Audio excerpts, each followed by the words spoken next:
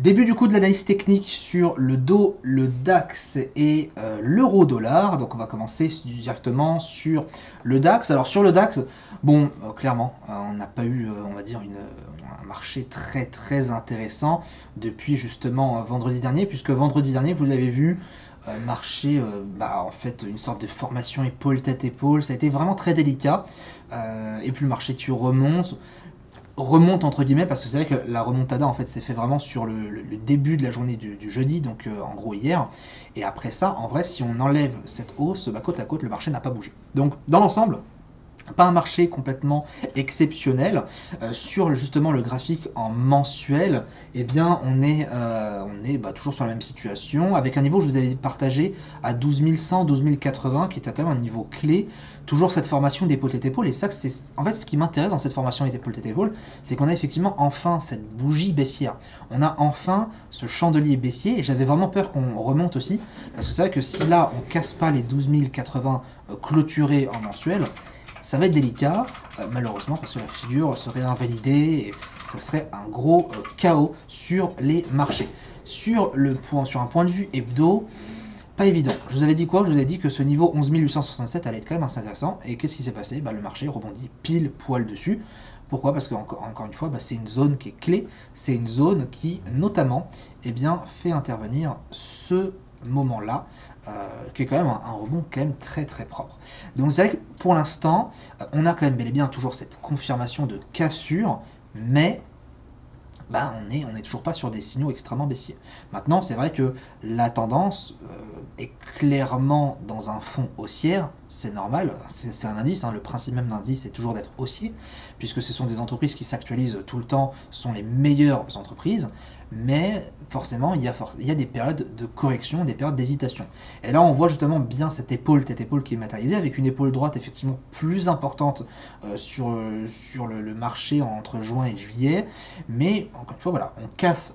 On est en cours en fait, si vous voulez, le problème dans cette figure, c'est qu'on est dans un triangle qui est assez compliqué, je trouve, où en gros, on est en train de casser la droite de tendance, donc le triangle qui est mis en place depuis maintenant 4 ans, mais en même temps, on n'a pas réussi à casser le bas de la ligne de coup. Donc ça veut dire que dans cette zone-là, on a un marché qui est très critique, d'où le fait aussi, si vous voulez, qu'on n'a pas de tendance clairement définie, c'est que tant qu'on casse pas justement ces derniers plus bas, donc cette ligne de coup, cette petite zone à on va dire 11 800, eh bien le flux, le biais baissier va pas être assez important. Alors bien sûr là on parle de l'hebdo, donc c'est sûr que quand après on va avoir une vision 15 minutes, ça va être clairement pas la même chose. Sur justement du journalier, cassure de range, on a eu un range depuis maintenant 2 mois, cassure de range, on rebondit pile poil sur une zone que j'avais aussi donnée la semaine dernière, comme cette zone ça fait quelques mois d'ailleurs qu'elle dure. Voilà, il n'y a rien d'autre à dire, biais baissier sur du journalier, même si, bon, selon la théorie de dos, c'est légèrement baissier, des plus bas de plus en plus bas, des plus hauts de plus en plus bas. C'est vraiment encore, c'est quand même assez mitigé. En H4 justement, on avait parlé justement de cette zone qui était très importante à la cassure, ça fait effectivement bien marcher. Cette grosse bougie ici, de mardi dernier, grosse bougie baissière, qui au final a tenté de casser les plus bas et est revenu par la suite. Bon, on revient sur la zone. Là pour moi ça va être qui tout double. En gros, comme on revient sur cette zone qui est très importante, soit on rebondit dessus et on repart justement casser les plus bas de l'épaule tête-épaule en hebdo ou en mensuel, soit effectivement on remonte, et le prochain objectif sur cette remontada serait bien sûr en H1, pour ceux qui ont gardé l'œil, et bien ça serait ce niveau-là, 12 210, 12 225, qui est en fait le comblement du gap du 5 septembre. Donc un gap bien sûr qui est très important, puisque c'est un gap en tendance, et les gaps en tendance quand ils sont comblés, je peux vous dire qu'ils font très mal. Pour finir sur le plan du jour sur le DAX, je vous avais déjà partagé si vous voulez un plan qui était tout bête, c'était encore une fois le start baissier qui a très bien fonctionné. La zone 11, je vous ai dit cassure zone 11 pour l'objectif. Ça n'a pas marché puisque le marché encore une fois n'a pas bougé. Là pour le coup ça va être exactement la même chose, à la différence près, c'est que je vais vous partager ce plan ici. Donc pour cette semaine, ça va être ce trade à la vente pour aller chercher cette zone à 11 950, et pour la hausse, c'est d'aller rechercher la zone de reverse, donc cassure des 12 209 pour aller chercher la zone de reverse 12 287 exactement. Donc voilà un petit peu mes plans du jour à l'achat et à la vente. Et là, ce serait quasiment sûr, bien sûr, à 90%, 95%, que un des deux scénarios vont se déclencher, puisque le marché n'est pas du tout très loin dessus. On passe ensuite maintenant au dos directement sur le graphique en hebdo. Très beau jeu de mots. L'hebdo, bon, bah pas plus que ça. On voit que le marché n'a pas non plus augmenté tant que ça. En journalier, on a quasiment eu un rebond technique juste ici sur une zone qui est quand même assez importante, juste là, une zone clé, mais voilà, pour le coup, dans l'ensemble, il y a eu effectivement de belles bougies haussières en journalier, pas plus que ça. C'est vrai que dans l'ensemble, sur l'ensemble des indices cette semaine, ça a été quand même une correction, voilà, une correction globale. Il n'y a pas eu une énorme tendance, malgré pourtant un jeudi de BCE, donc de Banque Centrale Européenne, même si bien sûr les taux n'ont pas été changés. Sur le 4 heures, bon, pour l'instant, de ce que moi personnellement je peux voir, c'est qu'on a un rejet des plus hauts, c'est-à-dire qu'on essaie de casser ces plus hauts. Ça s'est fait tout à l'heure dans la nuit. On repart à la baisse pour l'instant, dans cette journée on est plutôt baissier. Voilà, clairement, si on casse et on clôture en dessous de cette ligne, justement H4, eh bien, je pense honnêtement qu'on aura un marché plutôt baissier pour, sur du court terme, aller chercher ce premier niveau, qui est quand même un niveau assez important, puisque c'est le haut du petit range qu'on a eu début septembre. Sur du H1, que dire de plus? Vous le voyez, le graphique parle à ma place, ça reste quand même assez dégueulasse dans l'ensemble, à part essayer de prendre des points bas ici sur des bas de range et des points hauts sur des hauts de range.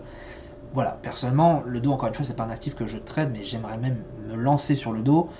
Clairement, là, pour l'instant, c'est pas les opportunités qui sont présentes, et ça reste complètement aléatoire. Sur le 15 minutes, pour le plan de la semaine, eh bien, c'est intéressant, puisque sur le plan de la semaine, on a eu donc deux scénarios qui ont été validés, donc mes deux scénarios. Alors, dans un premier temps, je vous ai partagé, non, même pas, excusez-moi, on n'a pas eu ce plan validé, puisque mon plan, au final, que je vous avais donné, c'était celui-ci, cassure des 25 734, puis pour aller chercher les 25 503, ça n'a pas été validé. Et par contre, le scénario acheteur, c'était celui-ci, cassure des 25 105 pour aller chercher les 26 143.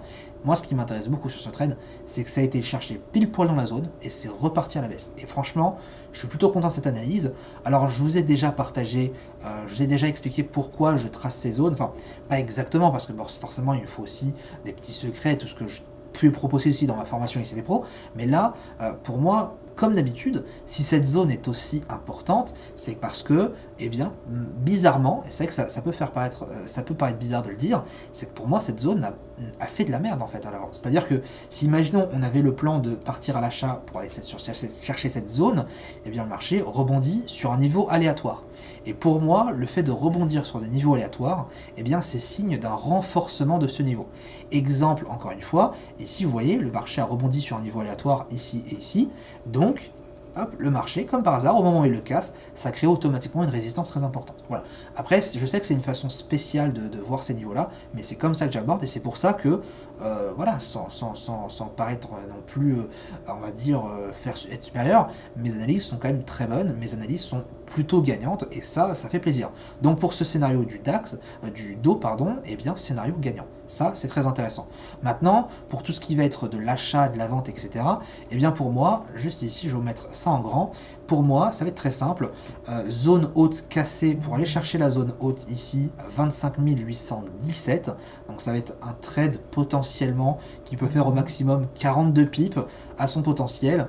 Et puis pour la hausse, juste là, eh bien ça va être une zone un tout petit peu plus délicate, puisque ça va être hop, cette zone ici, 26 213 pour aller chercher 26 359. Alors je précise quand même que les zones sont un peu plus éloignées que d'habitude, donc voilà, encore une fois, c'est une analyse qui est un peu plus vague sur le dos, parce que je ne suis pas spécialisé là-dessus, on me l'a beaucoup demandé.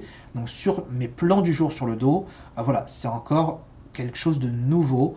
Donc si vous décidez de me suivre sur ce trade, eh bien je vous le déconseille. Ensuite, maintenant sur l'euro-dollar. L'euro-dollar, très très beau marché, ce vendredi en tout cas, et puis ces derniers jours avec la BCE, on l'a vu jeudi ici à 13h, 14h45 ou 14h, on voit que l'euro-dollar, donc sur mes plans du jour, j'avais un plan du jour ici en cassure de zone basse, le marché a rebondi pile poil sur ma zone et reparti, on voit que cette zone ici, la 1.16 410 a très bien fonctionné.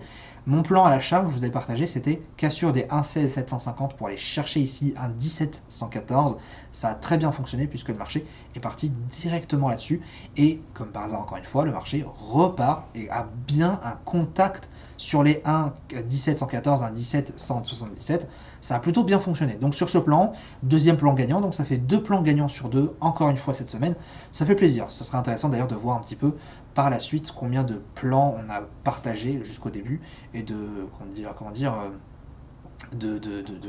de faire un résumé de ce qui est gagnant et ce qui est perdant. Pour mon plan, par contre, cette semaine, eh bien, ça va être cette zone ici, d'accord? Donc cassure ici des 1,17 777 pour aller chercher 17 435. Pourquoi? Parce que vous le voyez ici, le marché l'a cassé un petit peu, il est reparti à la baisse, et c'est parti, c'est la même chose juste ici, marché qui casse, rebondit sur un niveau clé, ou un niveau imaginaire entre guillemets, et repart à la baisse. Donc pour moi, c'est un niveau important.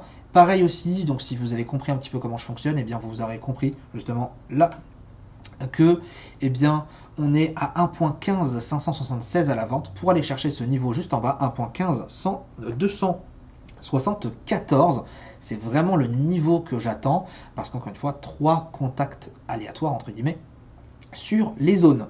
J'en oublie peut-être parce que je n'ai pas été chercher les unités de temps supérieures. C'est vrai que si on peut donner un commentaire sur le dollar, et c'est peut-être aussi volontaire de ma part, voilà, pas de mouvement concret, on n'arrive pas à passer cette moyenne mobile sans période en exponentielle sur le hebdo, c'est très très délicat. Si on passe ensuite en journalier, bon, on a un très beau rebond sur une zone que je vous ai donnée qui était en fait tout simplement le milieu du range, niveau très très important. On a cassé la MM100 à la hausse puis on l'a recassé, les bandes de Bollinger qui sont complètement plates. Si on part maintenant en H4, eh bien bon le H4, voilà, c'est délicat, hein, on le dit, c'est délicat. On a une sorte de double top qui s'est formé, on a effectivement une sorte de ligne de coup ici ou ici, enfin c'est très délicat l'euro-dollar. C'est un marché que d'habitude je traite personnellement pas du tout, ça m'arrive de temps en temps, puis bien sûr il y a beaucoup de convergence, mais là voilà, clairement l'euro-dollar il n'en fait qu'à sa tête pour l'instant. Les zones sont quand même bien respectées dans l'ensemble, mais c'est vrai que la situation avec les États-Unis, notamment avec Trump, avec la guerre commerciale en Chine, etc., ne donne pas au marché, à cette perte de forex qui est majeure quand même, son avantage. Au niveau maintenant des annonces économiques, pour finir cette petite analyse technique, et bien pour le coup, cette semaine, une semaine on va dire plutôt légère en annonces économiques, donc dans cette première partie de la semaine, notamment justement le lundi, ça sera férié au Japon. Bon, c'est important quand même parce que le Japon est quand même un pays très très majeur sur les places financières. L'IPC, voilà, autant vous dire sans commentaire. Minute compte rendu de la réunion de la politique monétaire, ça reste quand même important, mais c'est en AUD, c'est à 3h30, donc autant vous dire qu'en gros mardi c'est vide en agenda. Mercredi, donc on a tout ce qui va être Banque du Japon, etc. Moi, l'annonce économique qui m'intéresse, les deux annonces qui m'intéressent justement sur ce mercredi, c'est les stocks de pétrole brut et le discours de Draghi. Bien sûr, ça reste tout à fait logique. Alors, j'en parle tous les matins des annonces économiques clés de la journée. Si vous ne suivez pas ma page, vous pouvez aller voir dans la description. Si vous voulez, je partage tous les matins à 9h exactement mes plans du jour. D'ailleurs, ils seront même envoyés dans la newsletter qui partira, d'ailleurs, il me semble, dimanche prochain. Et vous aurez l'occasion de revoir, en fait, si vous oubliez ce planning, vous avez le site juste ici, fr.investing.com/economic calendar, c'est la connerie que je dis au quotidien. Jeudi 20 septembre, l'Inde qui sera férié, ça ne nous intéresse pas plus que ça. Par contre, effectivement, attention, communiqué ici de la BNS, donc la Banque Nationale Suisse, sur les taux d'intérêt très très importants, taux on va dire attendus qui sont inchangés. Voilà, outre ça, on aura les ventes au détail au GPP, vente de logements existants, indice manufacturier. Bon, la journée de jeudi, pour moi, c'est vraiment la journée la plus importante de la semaine. C'est tout. Voilà. Après, vendredi, vente au détail principal, ça c'est intéressant. Hein, c'est vrai que ça fait bouger pas mal le CAD, mais IPC et PMI, voilà, autant vous dire que c'est pas non plus exceptionnel. Donc ça va être vraiment jeudi et vendredi qui vont potentiellement nous délivrer du flux. Donc il va falloir soit s'en méfier, soit en profiter en fonction bien sûr de comment vous tradez. J'espère que cette vidéo analyse vous aura plu. On se retrouve dès la semaine prochaine, donc dès demain pour une nouvelle vidéo et à très bientôt.